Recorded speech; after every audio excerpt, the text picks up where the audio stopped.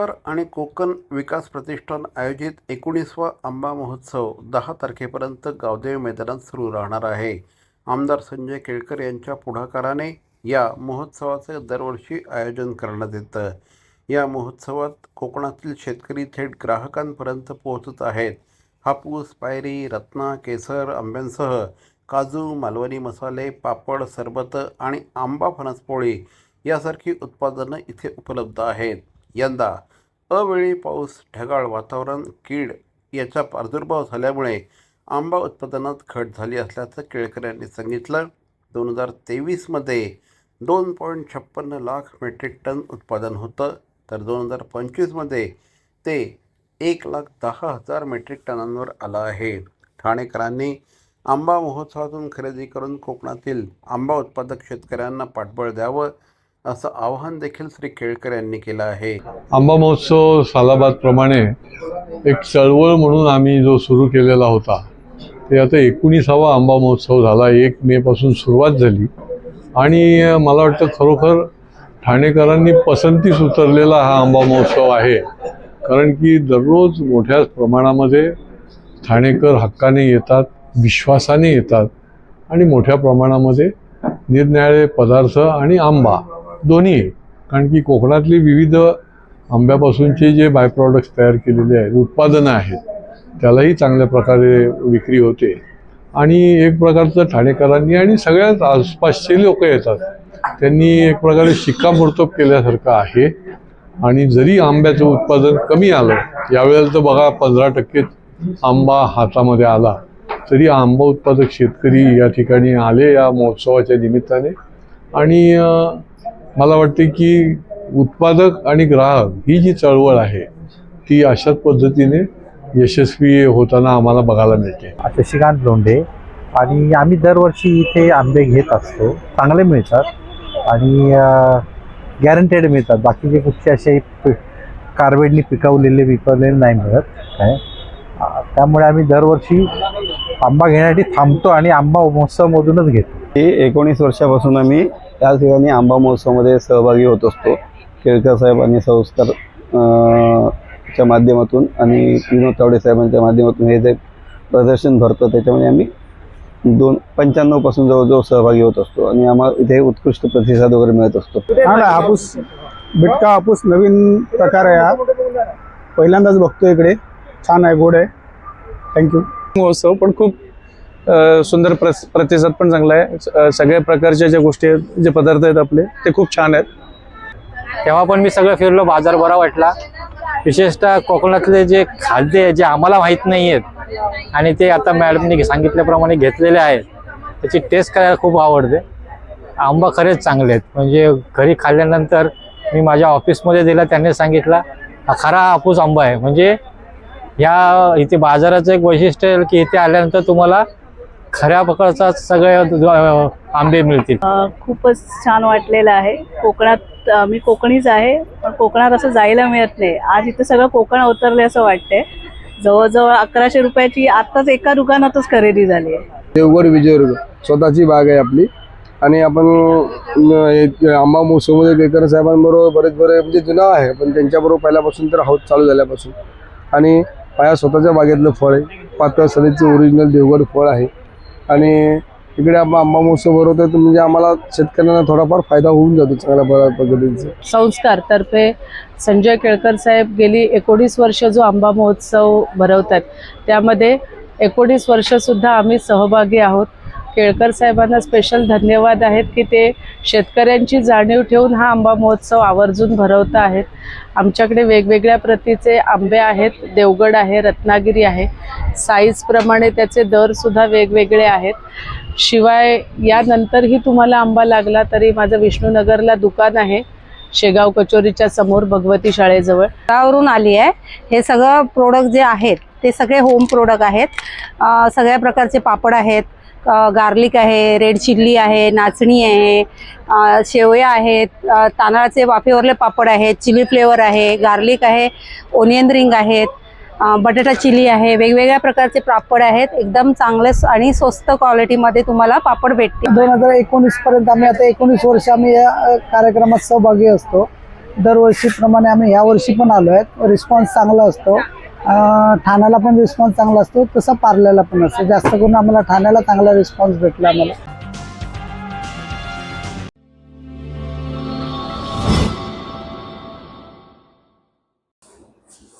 नमस्कार.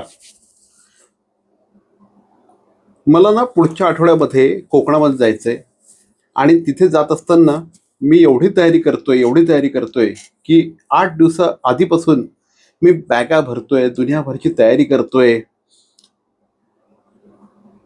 इथून कोकणापर्यंतचं अंतर साधारणपणे 400-450 किलोमीटरचं. त्यासाठी मी एवढी तयारी करतोय. पण माझ्यासमोर आता जो माणूस बसलेला आहे, आत्माराम परबजी, हा माणूस 100 देश फिरून आलेला आहे.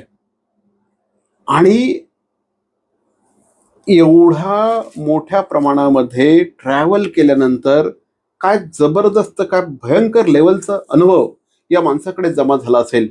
कसली तुफान एक्सपिरियन्सेस आले असतील, काय काय बघितलं असेल.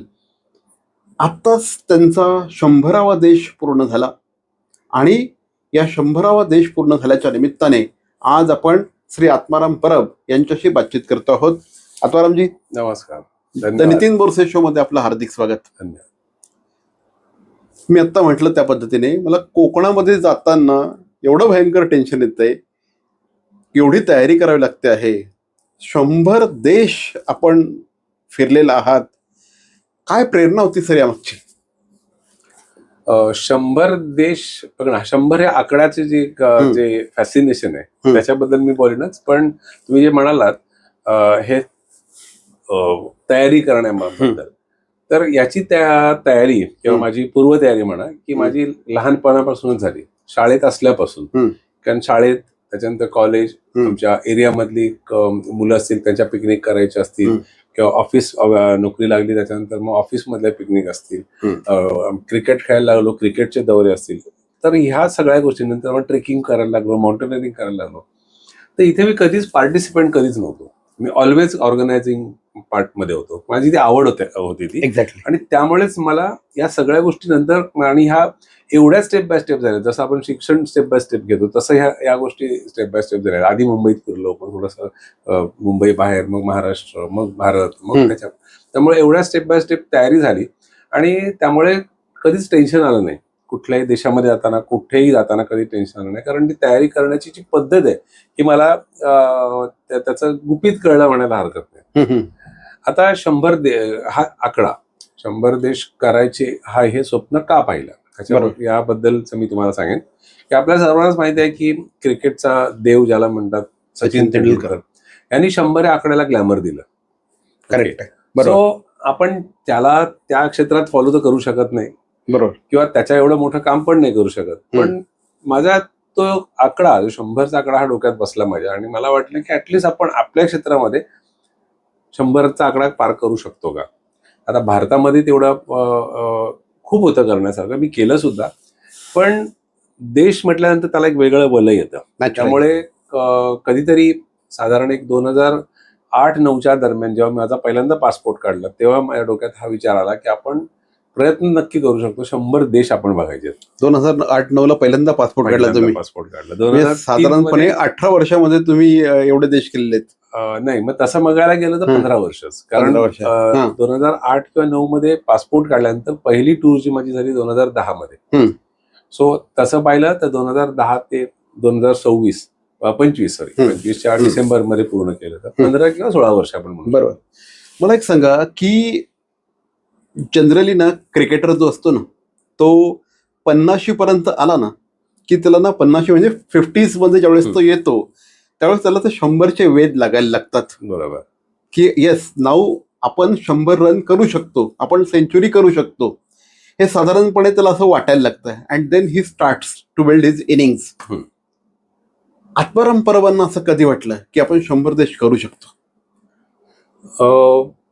पहिले जेव्हा आपण क्रिकेटच्या टर्म मध्ये बोलायचं म्हटलं तर पहिल्यांदा, आता ते 2020 मुळे ते बदललंय सगळं गणित, पण सुरुवातीला ते इनिंग बिल्ड करणे हा प्रकार असायचा. पहिल्यांदा थोडंसं स्लो खेळायचे, नंतर मग 50 झाले की मग थोडासा स्पीड वाढायचा, आणि नंतर मग 100 नंतर अजून जोरात स्पीड वाढवायचा. सो माझंही तसंच काहीतरी झालं. पहिल्या काही वर्षांमध्ये फारच स्लो चाललं होतं. एक वर्षाला एखाद दुसरी देश होत होता. पण त्यानंतर मात्र मी एक साधारण 40च्या आसपास आल्यानंतर मला वाटायला लागलं की आपण नक्कीच अटेम्प्ट करू शकतो. आणि आपल्याकडे सगळ्यात महत्वाची गोष्ट आपली स्वतःची टूर कंपनी आपण सुरू केली, ईशा टूर्स. सो ईशा टूर्सचा जन्मच झाला त्यासाठी की मला फिरायचं होतं म्हणून. अगदी मला स्वतःला फिरायचं होतं, मला स्वतःला फुकट फिरायचं होतं म्हणून. कारण मला सुट्ट्या घेऊन आणि खर्च करून हे फिरता येणं शक्य नव्हतं, कारण नोकरी करत असताना. आणि म्हणूनच मी हा विचार केला की आपण अशा पद्धतीने फिरू शकतो का, आणि ते सक्सेसफुल झालं म्हणायला हरकत नाही. बरोबर. साधारणपणे हे पहिला देश कुठला होता सर? पहिला देश 2010 मध्ये केनियाला गेलो पहिल्यांदा. आणि त्यांनी सुरुवात केली. आणि तो असा देश आहे, पहिलाच देश, की ज्या देशामध्ये बाकी सगळ्या इतर 99 देशांमध्ये एक प्लॅन्ड आयटिनरी असते. बरोबर. की आज तुम्ही हे बघणार आहात, हे शहर बघणार आहात, हे मॉन्युमेंट बघणार आहात. ह्या देशामध्ये आयटिनरी हा प्रकार नसतो. सकाळी तुम्ही ब्रेकफास्ट झाला की निघायचं आणि वाटेत जे दिसेल ते बघायचं.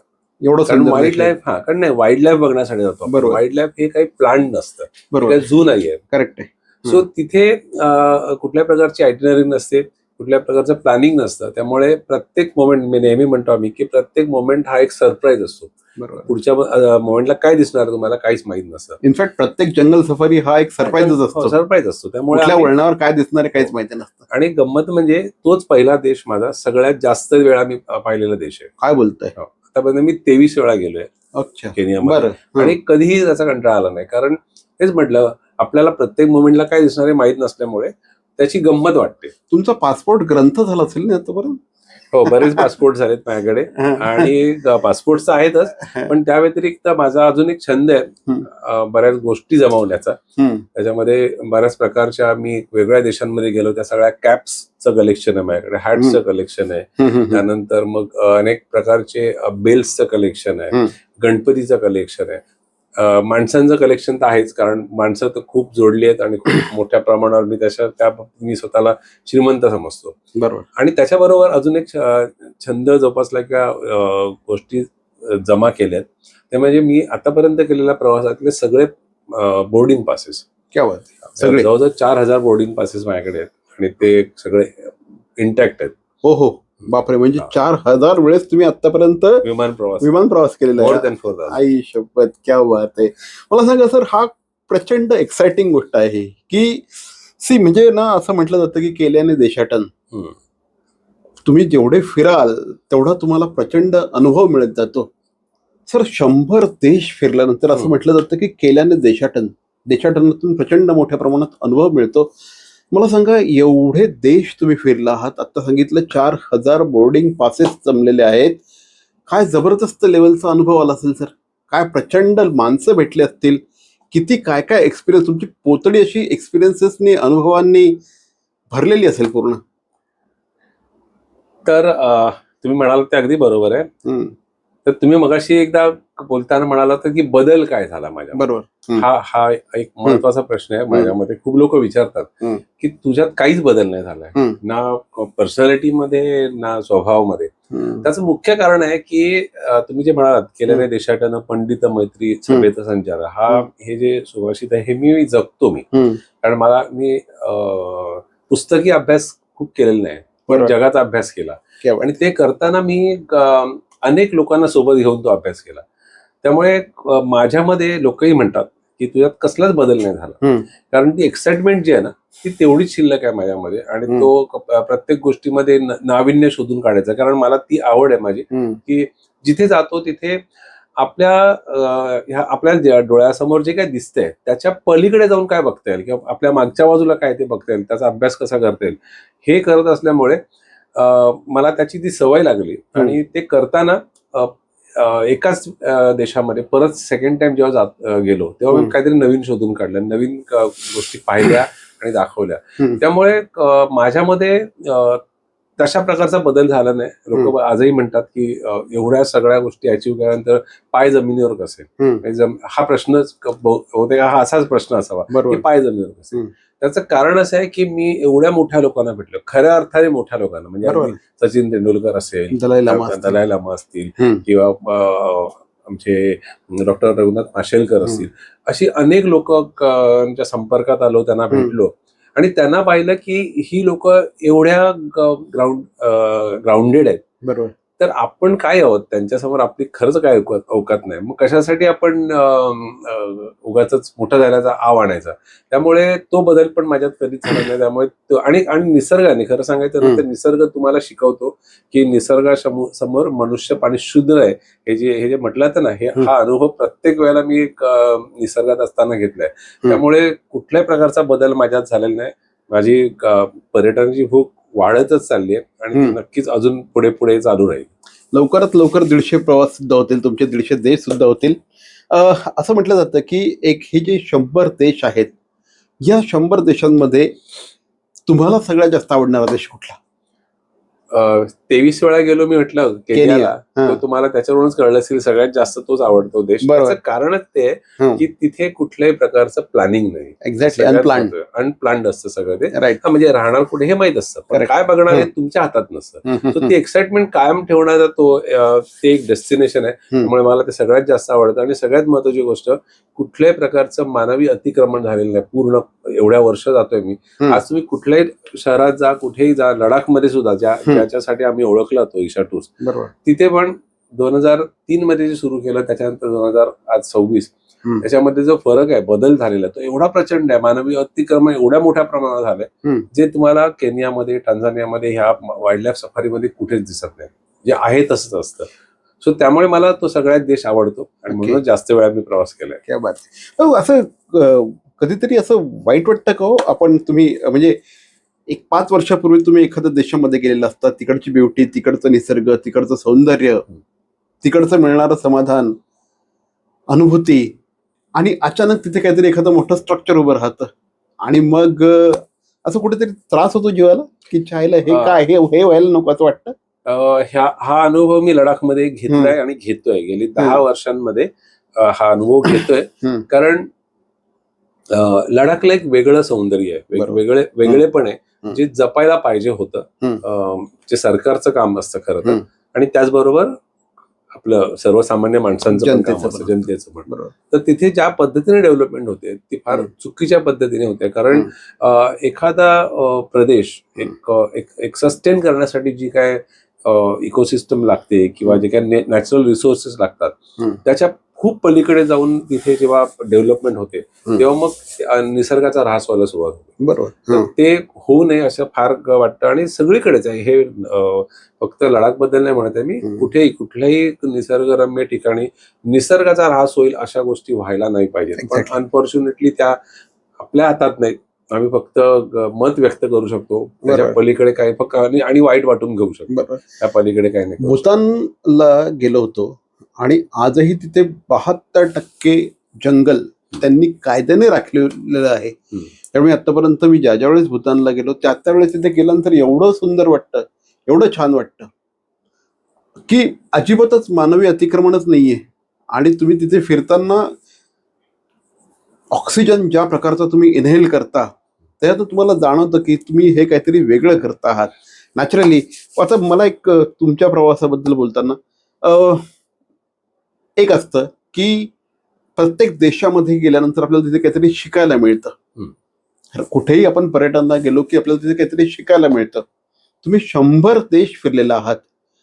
प्रत्येक देशामधून जर का आपण म्हटलं की मला हे शिकायला मिळालं, पण ह्या 100ही देशांमधून एक अशी काय कॉमन गोष्ट आहे की जी तुम्हाला शिकायला मिळाली?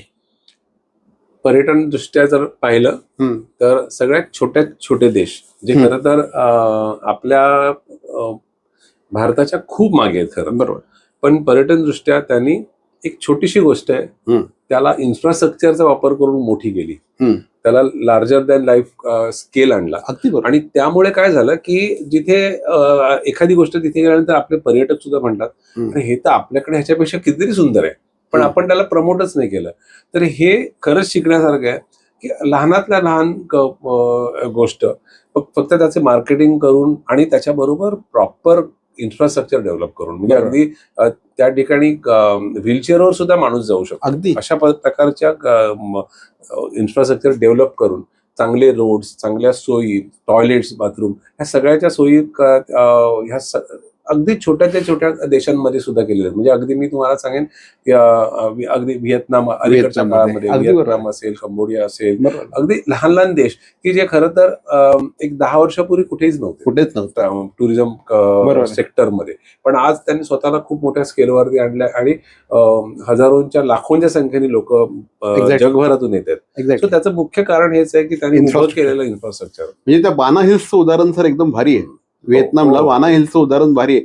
म्हणजे तुम्ही कितीही शारीरिकदृष्ट्या तुम्ही फिट नसलात तरी तुम्ही वरपर्यंत जाऊ शकता. पर्यंत जाऊ शकता. हो. अगदी शेवटी त्यांनी जे काही ते फेनिक्युलर रेल्वे त्यांनी केलेली की प्रत्येकाने तिथपर्यंत हो. पोहोचावं हा त्यांचा प्रयत्न आहे. आपले पण जे काही आहेत तेवढे शिवाजी महाराजांचे गड किल्ले आहेत तिथपर्यंत जाण्यासाठी जर का योग्य प्रकारचं इन्फ्रास्ट्रक्चर डेव्हलप झालं तर कदाचित ह्या सगळ्या गड किल्ल्यांवर प्रचंड मोठ्या प्रमाणात पर्यटन भरेल. काय वाटतं सर?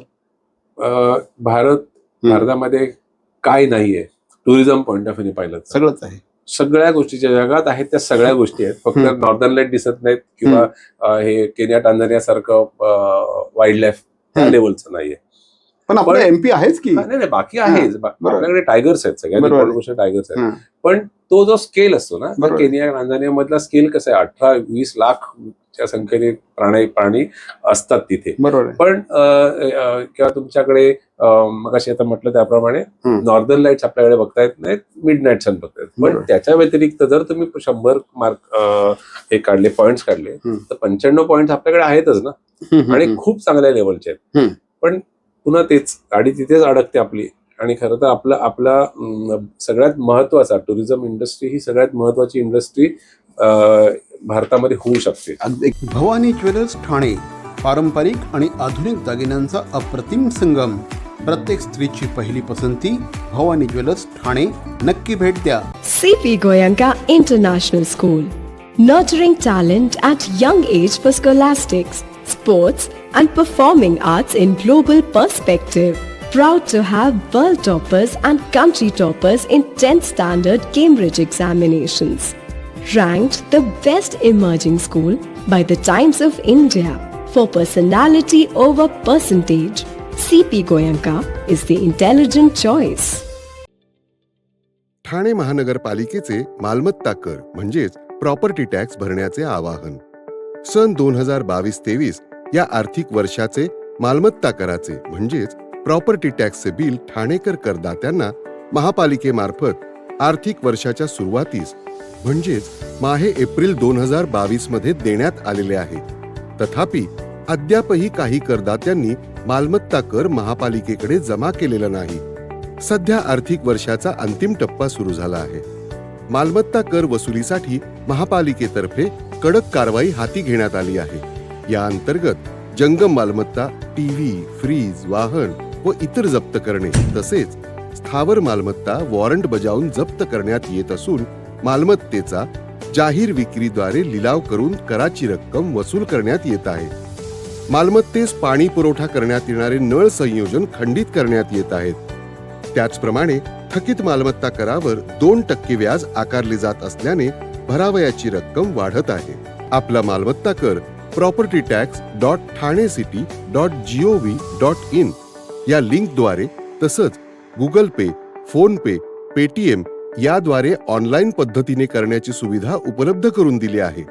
शनिवार, रविवार व सार्वजनिक सुट्टीच्या दिवशी नागरिकांना मालमत्ता कर भरणे सोयीचे व्हावे याकरता महापालिकेचे मालमत्ता कर संलग्न कार्यालय या दिवशी कार्यान्वित ठेवण्यात आलेले आहे. तरी मालमत्ता कर वसुलीची अप्रिय कारवाई टाळण्याच्या दृष्टिकोनातून मालमत्ता कर भरून महापालिकेस सहकार्य करावे. धन्यवाद. पहिल्या 5मध्ये खरं तर असायला पाहिजे. एवढं आपल्याकडे रिसोर्सेस आहेत, पण अनफॉर्च्युनेटली ते नाही. आपल्याकडे हिमालय पण आहे, आपल्याकडे डेझर्ट सुद्धा आहे, आपल्याकडे प्रचंड मोठी किनारपट्टी आहे. एकदा कोकणाबद्दल तुम्हीच बोलताना म्हणाला होतात की कोकणातले फक्त एक सिंधुदुर्ग जिल्हा हा अनेक यांना भारी पडू शकतो. एक सिंधुदुर्ग जिल्हा, केरळ आणि गोवा, केरळ आणि गोवा या 2 स्टेट्सना कम्पीट करू शकतो. एवढं पोटेन्शियल आहे. बरोबर. अनफॉर्च्युनेटली आपण ते नाही करत आहोत. Correct correct. सर, हे जे तुम्ही 100 देश फिरलेला आहात, देश हा फक्त तिकडच्या निसर्गाने बनत नाही, तर तिकडच्या लोकांमुळे बनतो. बरोबर. ते तिकडच्या लोकांच्या स्वभावामुळे बनतो. काही लोकांमध्ये आदरातिथ्य हे त्यांच्या रक्तात असतं. हो. They are very eager to welcome their guests. असे कुठले देश तुम्हाला जाणवले की जिथे प्रचंड मोठ्या प्रमाणात आदरातिथ्य, जिथे लोकांमध्ये असं आदरातिथ्य ठुस ठुसके भरलेलं आहे? त्यात सुद्धा पुन्हा मी केनिया आणि टांझानिया किंवा आफ्रिकन देशांचं नाव घेईन. मी असं नेहमी म्हणतो की त्यांचा रंग जेवढा डार्क तेवढंच त्यांचं मन स्वच्छ आहे. आणि युरोपमध्ये गेलात तर रंग जेवढा उजळ तेवढं त्यांची मन एकदम एक्झॅक्टली अपोजिट आहे. कारण तिथे हॉस्पिटॅलिटी, टुरिझम मध्ये हॉस्पिटॅलिटीला खूप जास्त महत्व, प्रचंड महत्व. पण युरोपियन कंट्रीजमध्ये तुम्हाला एक ती वागणूक दिली जात नाही टुरिस्टना. कदाचित ते नॉट ओनली इंडियन म्हणून नाही, त्यांच्याकडे ती पद्धतच नाहीये. ओके. त्यांच्याकडे खूप मेकॅनिकली सगळं होतं. बरोबर. आपल्याकडे आपण जास्त भावनिक दृष्ट्या काम करतो. भारतामध्ये असेल किंवा आपल्या साऊथ ईस्ट एशियन कंट्रीजमध्ये असेल, आफ्रिकन कंट्रीजमध्ये असेल, ही सगळी लोक एवढं आदरातिथ्य मनापासून करतात. ते जाणवतं, चेहऱ्यावर त्यांच्या जाणवतं की हे नाटक नाही करत आहेत, एक्झॅक्टली, हे ऍक्टिंग करत नाहीत. सो तो खूप मोठा फरक आहे. मला तो फरक खूप नेहमी जाणवतो आणि तो नेहमी मला त्याची अनुभूती पण मिळते प्रत्येक वेळेला जेव्हा जेव्हा जातो तेव्हा. तुमच्या बोलण्यावरून असं वाटतंय की तुम्ही केनिया, टांझानियाच्या अक्षरशः प्रेमात आहात. तर त्याचं कारण आहे की एकतर मी नेचर लव्हर आहे. बरोबर. वाईल्ड लाईफ मला आवडतं आणि वाईल्ड लाईफ आवडण्याचं मुख्य कारण तेच आहे की त्याच्यामध्ये कोणत्याही प्रकारचं अतिक्रमण नसतं. त्यामुळे ते आहे तसं बघता येतं. आणि म्हणूनच, आणि सगळ्यात महत्वाची गोष्ट ह्या देशांमध्ये, आफ्रिकन देशांमध्ये, पर्टिक्युलरली ईस्ट आफ्रिकन देशांमध्ये, Kenya, Tanzania, Zambia, Zimbabwe, Botswana, हे जे काही भाग आहेत, त्या भागांमध्ये जेव्हा जेव्हा मी गेलोय, अनेकदा गेलोय, ऑब्व्हियसली केनिया, टांझानिया सगळ्यात जास्त गेलोय, पण तिथलं आदरातिथ्य हे वेगळ्या लेवलचं असतं. म्हणजे तिथे लक्षात येतं की लोक नाटक नाही करत आहेत. बरोबर. ते मनापासून तुमचं वेलकम करतात, मनापासून तुम्हाला ग्रीट करतात. आणि इवन हेच सेम तर तुम्ही पाहिलं साऊथ ईस्ट एशियन कंट्रीजमध्ये खूप ठिकाणी, म्हणजे अगदी जपान तर फेमस आहे त्यासाठी. अगदी कुठल्याही लहान सहान गोष्टी असेल तरी मग कमरेत वाकून ते तुम्हाला ग्रीट करतात. बरोबर. सो तो जो प्रकार आपल्या एशियन कंट्रीजमध्ये आहे हा आफ्रिकन कंट्रीजमध्ये मिळत नाही. आफ्रिकन कंट्रीमध्ये त्यांना फक्त हॉस्पिटॅलिटी हा या शब्दाचं स्पेलिंग येतं, बाकी ऍक्च्युली वागत नाहीत तसे ते. हा माझा अनेक वर्षांचा अनुभव आहे. मे बी त्यांना तसं ट्रेन केलं गेलेलं असेल किंवा ते तेवढे इमोशनल नसतील, may be. It's very mechanical. हा, ते मेकॅनिकल असतं. सो आणि आपल्याकडे आता जसं आमच्याकडे आम्ही ईशा टूर्समध्ये आमच्याकडे आलेल्या लोकांना कस्टमर नाही म्हणत, गेस्ट, गिराईक नाही म्हणत, आम्ही गेस्ट म्हणतो. कारण त्याच्या मागची भावना ही असते की आपल्या पाहुण्यांना आपण जसं ग्रीट करतो किंवा आपल्या पाहुण्यांना जसं आपण ट्रीट करतो तसंच आपण आपल्या टूरवर आलेल्या लोकांना करायचं. कारण ते आपल्या बरोबर आपला वेळ आणि पैसे हे इन्व्हेस्ट करून आलेले आहेत, आपल्यावर विश्वास ठेवून. त्यामुळे ते आपली जबाबदारी असते की त्यांना त्याचा पूर्ण मोबदला देतोय आपण. राईट. पर्यटन म्हटलं ना सर की 2 प्रकारचं पर्यटन असतं. आता मला तर असं वाटतं की आपले 5-6 चांगले मित्र असतील, फॅमिली बरोबर असेल, तर माझ्यासाठी हॉटेल वगैरे काही असं फार मॅटर करत नाही. आणि बऱ्याच लोकांचं असतं की नाही, आम्हाला खूप भारी हॉटेलच पाहिजे, आपला स्टे खूप चांगल्या ठिकाणी पाहिजे. तुम्हाला स्वतःला असं काय वाटतं की काय इम्पॉर्टंट असतं? आपण ज्यावेळेस एखाद्या तुम्ही एवढे देश फिरलेला आहात, एवढं पर्यटन केलेलं आहे, तुमची प्रायोरिटी कशाला असते? की लक्झरीला असते की बाकीच्या गोष्टींना असते? कसं आहे ना की ट्रॅव्हल कशासाठी करतो आपण? काही लोकांना ट्रॅव्हल हे लक्झरीसाठी करायचं असतं, फक्त लिजर म्हणून करायचं असतं. काही लोक ट्रॅव्हल करतात, मेजॉरिटी लोक ट्रॅव्हल करतात, त्यांना अनुभव घ्यायचे असतात, बघायचं असतं, तिथली संस्कृती, तिथलं खाणं पिणं, तिथलं नेचर, हे सगळं अनुभवायचं असतं. आणि आमच्याकडे येणाऱ्या लोकांची संख्या जास्त अशा ह्या कॅटेगरीत, म्हणजे ज्या कॅटेगरीत त्यांना आनंद मिळवायचा असतो. मी आहे, बरोबर. मी त्याच कॅटेगरीत आहे. हं. मला नेचर बरोबर जास्त राहायला आवडतं, नेचरमध्ये. हं. सो जर मी एखादा लेक असेल, एखादं शहर आहे आणि एका शहरामध्ये एक लेक असेल हं. आणि लेक जवळ जर हॉटेल्स असतील आणि शहरात हॉटेल असेल, तर मी लेक मधल्या हॉटेल जास्त प्रिफर करतो. नॅचरली. कारण तिथून तुम्हाला सकाळ संध्याकाळ त्या फेरफटका मारता येतो, तुम्हाला जास्त ओपन नेचर दिसतं. जे शहरामध्ये काय होतं की तुम्ही खूप कंजेस्टेड एरियामध्ये राहत असता, हं. पण काही ठिकाणी शहरं पण तेवढी सुंदर असतात बघण्यासारखी. हं. मग त्यावेळेला मग त्या शहरांमध्ये राहणं जास्त योग्य असतं, कारण बरोबर. मग तुम्ही संध्याकाळच्या वेळेला वॉक करून तुम्ही शहराची एक मजा घेऊ शकता, त्याचं नेचर आणि तिथलं कल्चर आणि हेरिटेज सुद्धा बघू शकता. बरोबर. सो इम्पॉर्टंट असतं की त्या ठिकाणच्या गरजांप्रमाणे. हं. कारण नाहीतर काय होतं की तुम्हाला फक्त जर लिजरमध्ये राहायचं असेल तर काही लोक जिथे 2 रात्री हव्या आहेत तिथे 4 रात्री राहतात हं. आणि ते अर्धा दिवस साईटसीइंग करतात, अर्धा दिवस आराम करतात. पण बरोबर. आपल्यावर येणाऱ्या लोकांची संख्या अशी असते की आपल्याकडे वेळ आणि पैसे दोन्ही कमी असतात. हं. त्यामुळे आपण एका दिवसात जेवढं काय मॅक्सिमम बघता येईल तेवढं बघण्याचा प्रयत्न करतो. आणि त्यामुळे हॉटेलचं सिलेक्शन करताना मात्र तुम्हाला चांगलं हॉटेल असायलाच पाहिजे. हं. कारण तुम्ही जर परदेशात जाताय तर तुमच्याकडे अगदी 2 स्टार हॉटेलमध्ये राहून नाही चालणार किंवा अगदी होमस्टे मध्ये राहून नाही चालणार. कारण बरोबर. शेवटी आम्ही ग्रुप घेऊन जातो. करेक्ट. ते होमस्टे वगैरे असतात ते छोटे असतात, हं. लहान साईज मध्ये असतात. त्यामुळे आम्हाला चांगली हॉटेल्स घ्यावी लागतात आणि घेतोच आम्ही, जेणेकरून त्यांना चांगला एक्सपिरियन्स देता येईल. बरोबर.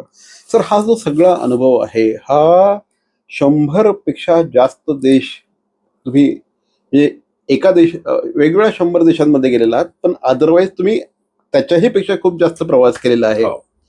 ह्या सगळ्या प्रवासाचा उपयोग आज ईशा टूर्स महाराष्ट्रातल्या पहिल्या 5 पर्यटन संस्थांपैकी ईशा टूर्स एक डेफिनेटली आहे.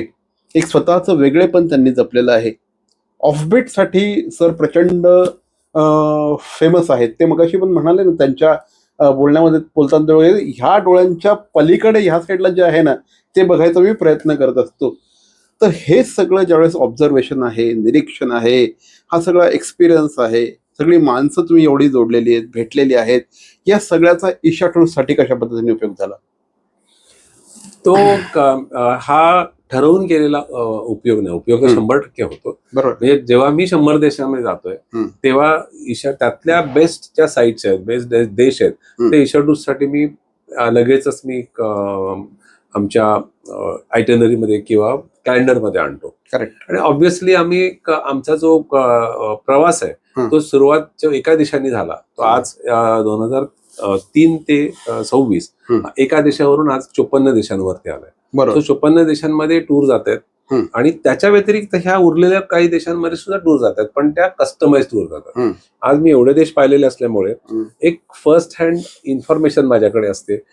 तिथे काय बघायचंय, काय नाही बघायचंय हे गुगलवरून माहिती काढून लोकांना सांगत नाही. हे स्वतः प्रत्यक्ष अनुभवलेलं आहे. ते जो अनुभव तो लोकांना सांगतो. त्यामुळे त्याचा फायदा, त्या अनुभवाचा फायदा माझ्या टीमला सुद्धा होतो आणि पर्यटकांना पण होतो. त्यामुळे निश्चितच तो मोठा फायदा आहे. आणि जेव्हा आपण आपल्या डोळ्यांनी जे पाहिलंय ते जेव्हा आपण एखाद्याला एक्सप्लेन करतो आणि गुगलवरून माहिती काढून एक्सप्लेन करतो, यामध्ये खूप मोठा फरक आहे. तुमच्या डोळ्यात ती चमक येऊच शकत नाही. एखाद्या गोष्टीबद्दल सांगताना ती चमक येऊच नाही शकत जर तुम्ही अभ्यास करून केलेला असेल. एक्झॅक्टली. म्हणजे एखाद्या देशामध्ये आपण, म्हणजे माझी सवय आहे रोज सकाळी मी कुठला तरी ट्रॅव्हल चॅनल बघणं, हा माझी सकाळच्या वेळेची माझी सवय आहे. पण आपण रिलेट कधी होतो माहितीये का, की आपण जिथे जाऊन आलेलो आहे ते बघताना आपण जास्त रिलेट होत असतो. अरे हा, आपण इथे हे केलेलं आहे, आपण तिथे ते केलेलं आहे, नॅचरली. पण आजही असे अनेक लोक आहेत की ज्यांना असं वाटत राहतं की नाही बाई, ये परदेश प्रवास इट्स नॉट माय केक, हे आपलं नाहीये. अशा लोकांना काय सांगाल की हे किती अवघड असतं किंवा काय काळजी घेतली पाहिजे? नाही, आता कसं आहे ना की त्याला 2 हे असतात. एक काही लोकांचं असतं की माझ्याकडे आर्थिक पाठबळ नाही किंवा शक्यता नाहीये किंवा माझी तब्येत साथ देत नाही. तर हे बऱ्याच लोकांचे ना हे स्वतःच ठरवलेले काही हे असतात, म्हणजे स्वतःला एका बंद करतात एका पर्टिक्युलर विचारांमध्ये. सो अलीकडच्या काळात म्हणजे पॅन्डेमिकच्या नंतर हा एक कन्सेप्ट येतोय. त्याच्यामध्ये डाय विथ झिरो, डाय एम्प्टी किंवा आयुष्य जे जगतोय आपण हे आयुष्य श्रीमंत जगायचं. तुम्ही श्रीमंत मरण्यापेक्षा आयुष्य श्रीमंत जगा. म्हणजे आज माझ्याकडे अनेक प्रॉपर्टीज आहेत आणि मी त्याचा उपभोग घेत नाहीये. तुम्हाला लागणार एकच आहे ना फ्लॅट.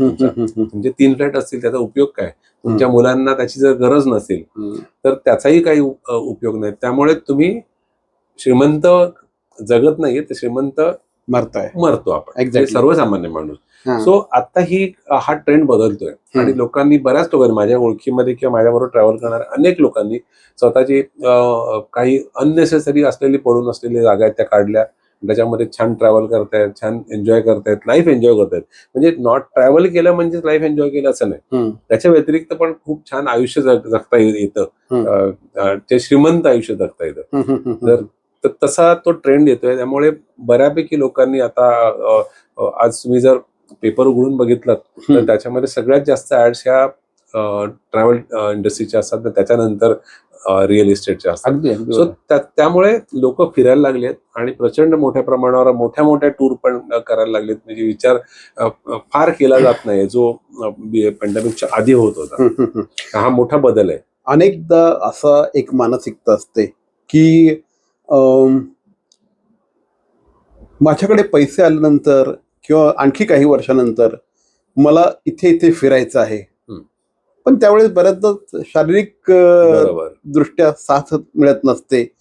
तर ट्रॅव्हल तुमच्यामध्ये काय आहे? ट्रॅव्हल ही सगळ्या जबाबदाऱ्या संपल्यानंतर करायची गोष्ट आहे की ट्रॅव्हल ही एक आयुष्यातली अत्यंत महत्वाची अशा प्रकारची गोष्ट आहे? काय सांगाल?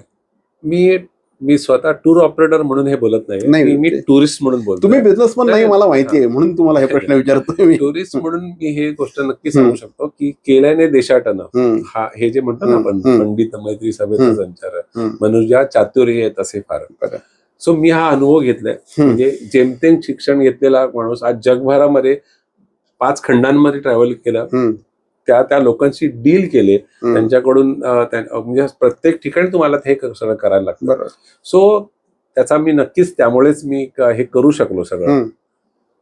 सो मी असं सांगेन की ती खरं तर तुम्ही अगदी छोट्या प्रमाणात का होईना ते सुरू करायला पाहिजे. म्हणजे आता महाराष्ट्रात कुठेतरी आपण बाहेर फिरायला जायला पाहिजे. आपण नंतर थोडे पैसे असतील, जास्त पैसे असतील तर तुम्ही देशामध्ये फिरायला हवं. त्याच्यापेक्षा थोडे जास्त पैसे असतील तर पैसे आणि वेळ हे निघत नसतात, तुम्हाला ते क्रिएट करायला लागतात किंवा काढावे लागतात. ओके, जर मनात असेल तर ते शक्य आहे, नाही तर ते शक्य नाही. आता तुम्ही म्हणाल, मी ऍज अ टुरिस्ट म्हणून सांगतोय, टुरिझम किंवा पर्यटन हे माझ्यासाठी ऑक्सिजन आहे. बरोबर. ओके, मला वाटतं की मी जर बंदिस्त घरात काम करत राहिलो ऑफिसमध्ये तर ते मला नाही जमणार, शक्यच नाही मला. तर माझ्यासाठी शिक्षण सुद्धा आहे, त्यातून मी शिकतो. म्हणजे आपण माणसं शिकतो, निसर्ग शिकतो, सगळं शिकतो. माझ्यासाठी अजूनही काही गोष्ट ऍडिक्शन आहे, इतर ऍडिक्शन नाही पण हे पर्यटन हे ऍडिक्शन आहे माझ्यासाठी, आणि पॅशन तर आहेच ऑलवेज. सो या सगळ्या गोष्टी असतील ना तर पर्यटन हे खूप मस्ट आहे, ते करायलाच हवं. त्याच्यामुळे आपल्याला आपला परिसर कळतो. आज मी कधी शक्यच नाही माझ्या हातून होणं किंवा आमच्याबरोबर ट्रॅव्हल करणाऱ्या माणसांच्या हातून होणं की तुम्ही काहीतरी चॉकलेट खाल्लं आणि तुम्ही रॅपर असं फेकून दिलं. एक्झॅक्टली, कधीच होऊ नाही शकत. कारण जगभरात एवढ्या गोष्टी पाहिल्या आहेत ना आणि एवढी स्वच्छता पाहिली आहे की ते ऑटोमॅटिकली ते हे खिशामध्ये जातं. सिक्कीम मध्ये बघितलं होतं मी सर. सो म्हणजे सिक्कीम मध्ये खूप स्ट्रिक्टली पाळलं जातं, पण बाकीच्या ठिकाणी सुद्धा हे स्ट्रिक्टली करायची गरज काय? जसं आपण आता हेल्मेट आपण पोलीस आल्यानंतर घालतो, हेल्मेट पोलिसांसाठी नाही ना, ते आपल्यासाठी आहे. बरोबर, आपल्या सुरक्षेसाठी आहे. सो आपण ते कोणीतरी आपल्यावरती फाईन करायची गरज काय पडली पाहिजे, आपणच ते काळजी घ्यायला पाहिजे. सो हे एक प्रकारचं शिक्षण आहे. बरोबर.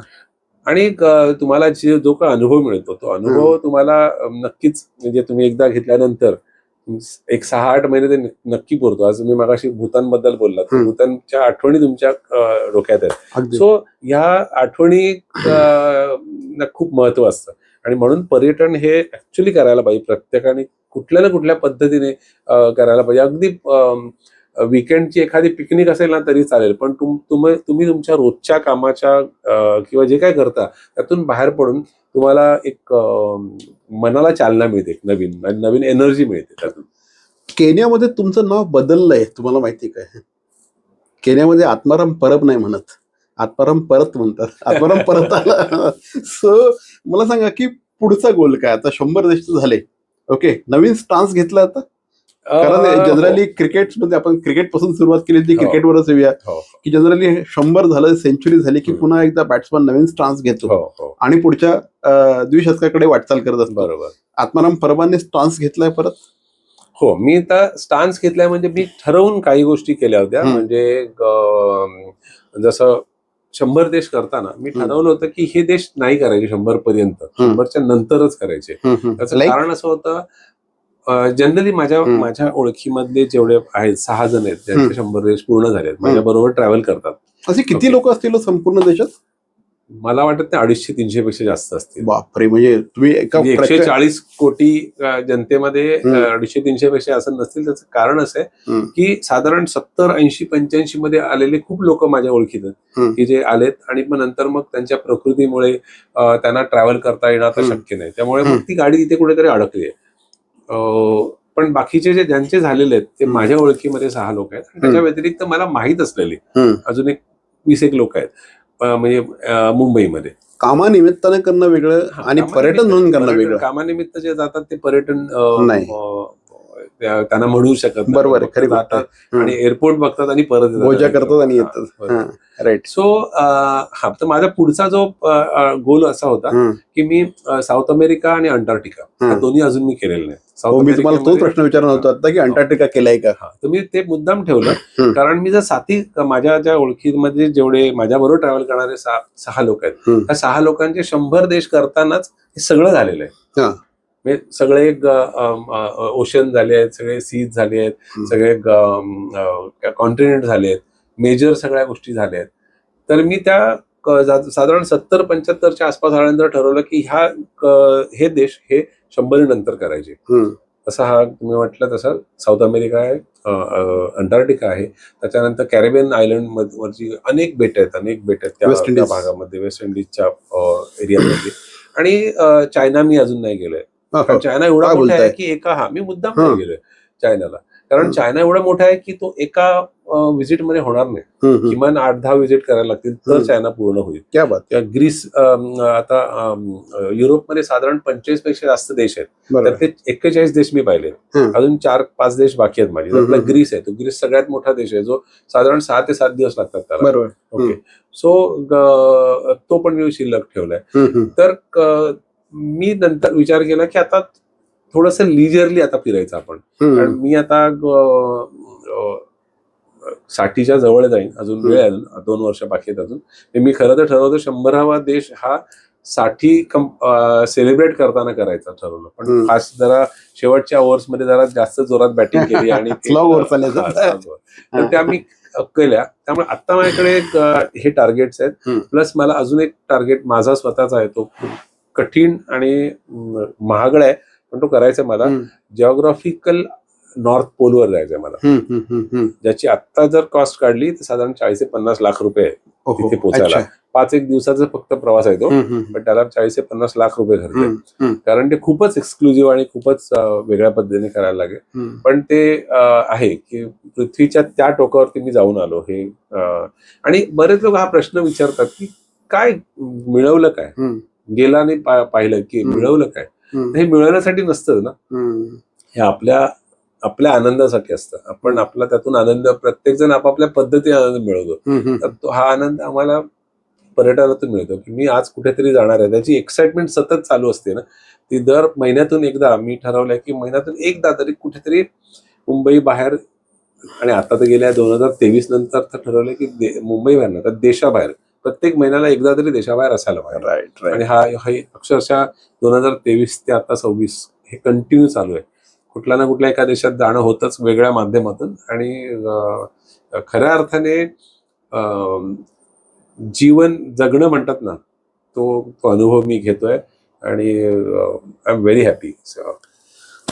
2-3 पुस्तकं झालेली आहेत तुमची, आणि एक आत्माची डायरी आहे, प्रवास अजून सुरू आहे, लडाख प्रवास अजून सुरू आहे, आणि तिसऱ्या पुस्तकाचं नाव आत्माची डायरी, प्रवास अजून सुरू आहे, लडाख प्रवास अजून सुरू आहे, आत्माची डायरी, आणि हे प्रवासी गीत माझे. हे प्रवासी गीत माझे. या 100 देशांवरचं पुस्तक कधी येणार आहे? हो, त्याची तयारी सुरू केली आहे मी, हम्म. ऑलरेडी सुरू केली आहे. पण ते पुस्तक हे अनुभवांवर आधारित असेल. Correct. हे मी एक फक्त पर्यटन स्थळांबद्दल बोलणार नाहीये. कारण काय आहे ना, की पर्यटन स्थळं सांगण्यासाठी आजकाल तुमच्याकडे गुगलवरती तुम्ही एक टाकलं AI वर एखादं टाकलं की सगळं तुम्हाला मिळतं. मिळून जातं. पण मी हे अनुभव आणि त्याचा आधार घेऊन हे पुस्तक लिहिणार आहे. सो ते तुमचं लडाखचं सुरुवात- पुस्तक खूप सुंदर आहे. हो, म्हणजे खूपच छान आहे. म्हणजे त्यात जवळपास किती दिवस अडकले होते तुम्ही तिकडे? 17 दिवस अडकलो होतो. 17 दिवस अडकले होते आणि अक्षरशः अंगावर काटा आणणारा तो संपूर्ण त्यांचा जो एक ते प्रकरणच आहे पूर्णपणे त्याच्यामध्ये, ते अक्षरशः म्हणजे अंगावर काटा येतो की काय लेवलची डेंजर होतं ते सगळं. म्हणजे भयंकरच होतं ते. तो अनुभव फारच विचित्र होता, थरारक होता. 17 दिवसाचा तो जो थरार आहे तो खरं तर त्याच्यावर एक फिल्म करता येईल असा थरार आहे तो. आणि त्यामुळे ते जे झालं खरं तर त्यामुळेच मी पर्यटन क्षेत्रात आलो म्हणेन मी. कारण त्यानंतर मला एक कॉन्फिडन्स मिळाला लडाखमध्ये आणि तिथूनच माझी खरं तर स्लोली सुरुवात झाली. ह्या 100 देशांचा त्यांचा हा संपूर्ण प्रवास आहे. आता विचार करत असताना सचिन तेंडुलकर हा त्यांच्यासाठी देव आहे. आणि जर आत्माराम परबांचं थोडक्यात विश्लेषण करायचं झालं तर आत्माराम परबांना आपण ट्रॅव्हल मधला सचिन तेंडुलकर म्हणू शकतो. नाही, हे खूप मोठं म्हणजे माझ्यासाठी, कारण क्रिकेटमधल्या त्या देवाला आपण अशा पद्धतीने म्हणजे मला त्याचं नाव मिळावं असं कधी वाटणार नाही आणि तेवढी आपली ऐपत नाही. पण मला नक्की सांगायला आवडेल की गेल्याच वर्षी माझं 2 स्वप्न होती, 100 देश पूर्ण करणे आणि सचिन तेंडुलकरला टूरवर घेऊन जाणे. ती गेल्या वर्षी एप्रिल महिन्यामध्ये ती माझी एक इच्छा किंवा माझं स्वप्न पूर्ण झालं आणि सचिन तेंडुलकरला आसाम आणि मेघालयाच्या टूरवर त्यांच्या फॅमिली आणि मित्रमंडळी अशा 12 लोकांना घेऊन गेलो होतो आणि ते 7 दिवस सचिन तेंडुलकर बरोबर अक्षरशः जगलो म्हणायला हरकत नाही. आणि त्याच्यावर पण अजून एक पुस्तक आता मी करतोय, देवाबरोबरचे ते 7 दिवस. क्या बात. असं एक पुस्तक करतोय. म्हणजे त्यातला माणूस पाहिला, सचिन तेंडुलकर एक माणूस म्हणून आम्हाला बघता आला. किती साधा माणूस असावा हे त्या एकंदर 7 दिवसांमध्ये बघायला मिळालं. सर्वसामान्य माणसाला सचिन बरोबर एखादा धावता फोटो मिळाला तरी सुद्धा आनंद वाटतो. सेल्फी मिळाला तरी आनंद वाटतो. त्या व्यक्तीबरोबर सलग 7 दिवस, सकाळचा ब्रेकफास्ट, लंच, डिनर, संध्याकाळी काही टाइमपास गेम्स वगैरे आणि बाकी ट्रॅव्हल तर होतच. ह्या सगळ्या ह्याच्यामध्ये मोमेंट ज्या आम्ही जगलोय त्याला काहीच तोड नाही. त्यामुळे तुमच्या आयुष्यातले सगळ्यात सुंदर 7 दिवस असतील ते. हो, सगळ्यात मेमोरेबल नक्कीच ना. म्हणजे अनेक जण असं स्वप्न देखील बघू शकत नाहीत. हे सगळं हा माणूस सत्यात जगलेला आहे. काय अनुभव होतो तो 7 दिवसाचा?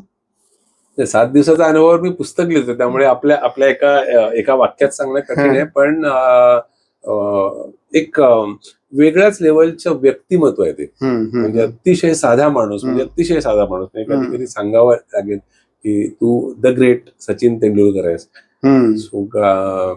आणि त्यामुळे प्रत्येकाची त्यांनी काळजी केली. म्हणजे जेव्हा त्याचे फॅन्स म्हणून जे येत होते ना लोक, प्रत्येकाची तो काळजी घेत होता. प्रत्येकाला फोटो मिळेल असं म्हणत होता. कधी कंटाळा केला नाही. म्हणजे खरं तर ट्रॅव्हल करण्यासाठी आलं होतं, स्वतःच्या फॅमिलीवर वेळ घालवायला आला होता. पण त्यांनी कधीच असं नाही केलं की लोक थांबले आहेत त्यांना वेव नाही केलं, थांबला नाही. सो हे त्यांनी कंटिन्युअसली केलं. आणि काय होतं की भारतरत्न असल्यामुळे गव्हर्नमेंटकडे खूप आधी इंटिमेशन द्यायला लागलं होतं. त्यामुळे तिथून लीक होऊन सगळ्या लोकल चॅनल्स पर्यंत बातमी पोहोचली होती. त्यामुळे जिथे कुठे जायचो तिथे ही चॅनलची मंडळी यायची आणि मग त्यांनी कुठल्याही चॅनलला मुलाखत नाही दिली. पण मात्र त्यांनी सगळ्या फॅन्सना मात्र थांबून फोटो काढले प्रत्येकाबरोबर. आणि त्याच्यातला तो माणूस आम्ही खूप जवळून पाहिला. तो क्रिकेटर म्हणून महान आहेच, पण त्यामुळे तो जो ते क्षण आहेत ना त्याच्यावरती ते पुस्तक येईल तेव्हाच मी तुम्हाला जास्त अधिक विस्तृतपणे कळेल. म्हणजे ह्या एका गोष्टीसाठी तर अक्षरशः hats off to you sir. काय लेवल. पण त्याच्या मागचं एक महत्वाचं कारण आहे की मी मानतो एखादी गोष्ट मॅनिफेस्ट केली आपण, बरोबर, की ती होते. शाहरुख खानचा एक डायलॉग आहे, जब किसी चीज को तुम शिद्दत से चाहो तो पूरी कायनात उसे मिलाने में तुम्हारे साथ हो. सो तो अनुभव मी घेतला आणि त्यामुळेच मला विवेक पालकर सारखा एक मित्र भेटला की जो सचिन तेंडुलकरचा खास मित्र आहे. म्हणजे 5-6 मित्रांचा त्यांचा जो ग्रुप आहे त्या ग्रुप मधला तो एक खास मित्र आहे सचिनचा. आणि तो माझ्याबरोबर 2019 मध्ये, म्हणजे देव काही लोकांना प्लॉट करतो ना, तसं माझ्या आयुष्यात विवेक पालकरला प्लॉट केलं गेलं 2019 मध्ये तैवानच्या टूरवर. आणि त्याला मी म्हटलं की मला सचिनला भेटायचंय. सो मला माहित नाही ते का आणि कसं, ह्याचं उत्तर मला पण माहित नाही, पण त्यांनी मला सांगितलंय फक्त पेशन्स ठेव. बरोबर, मला तुला भेटवायचं आहे पण स्पेशल भेटवणार मी तुला. आणि त्यांनी खरंच ते केलं ते. आणि जेव्हा भेटलो सचिनला त्याच्या घरी, तेव्हा सचिन समोर त्यांनी सांगितलं की मी आतापर्यंत हजारो लोकांना सचिनला भेटवलंय, फोटो काढलेत, पण घरामध्ये असं समोरासमोर बसून फक्त 2च लोकांना मी केलंय, एक माझी सख्खी बहीण आणि दुसरा आत्माराम परब. आणि सचिनने त्याला होकार दिला, हो, आणि कधीच कोणाला घरी नाही आणलं. तुमच्याबद्दल त्यांनी एवढं सांगितलं त्यामुळे मी पण त्याला म्हटलं होकार दिला. सो मला असं वाटतं. आणि त्यावेळेला त्यांनी फोटो काढला होता. फोटो काढला तेव्हा मध्ये विवेक पालकर एका बाजूला, सचिन तेंडुलकर एका बाजूला, आत्माराम परब, आणि एक सेल्फी काढला होता आणि त्यांनी तो पोस्ट केला. त्याच्यामध्ये लिहिलं होतं की today I am with one side, on my left side Bharat Ratna and write side Ladakh रत्न. क्या बात. सो माझ्यासाठी ती खूप मोठी कॉम्प्लिमेंट होती, आयुष्यातली सगळ्यात मोठी कॉम्प्लिमेंट होती ती. सही. याच नोटवर आपण थांबलं पाहिजे माझ्या मते, कारण गप्पांमध्ये खूप प्रचंड मजा येत होती. आणि मी तुम्हाला गॅरंटी देऊन सांगतो, आत्माराम परवांशी जर का आपण बोलत बसलो ना तर अनुभवाचा खजिना आहे. आणि हा माणूस सुद्धा तेवढाच डाऊन टू अर्थ आहे. बिझनेसमन नाही हा माणूस. हा माणूस ना पॅशनेट ट्रॅव्हलर आहे.